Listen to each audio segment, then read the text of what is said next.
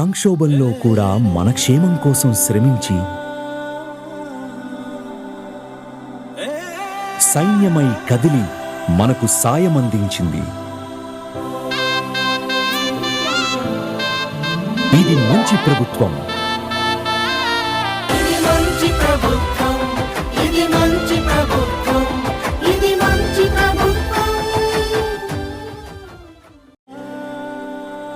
వెయ్యి కన్నులతో ఎదురు చూస్తున్న బ్రతుకుల్లో 4000 పెన్షన్ ఇచ్చి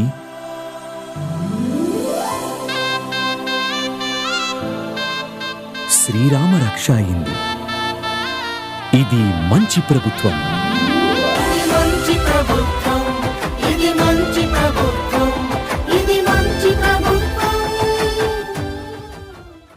సంక్షోభంలో కూడా మన క్షేమం కోసం శ్రమించి సైన్యమై కదిలి మనకు సాయమందించింది. ఇది మంచి ప్రభుత్వం.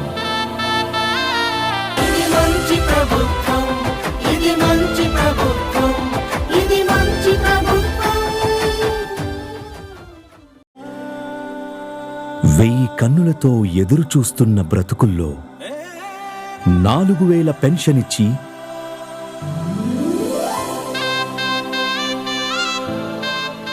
శ్రీరామ రక్ష అయింది. ఇది మంచి ప్రభుత్వం.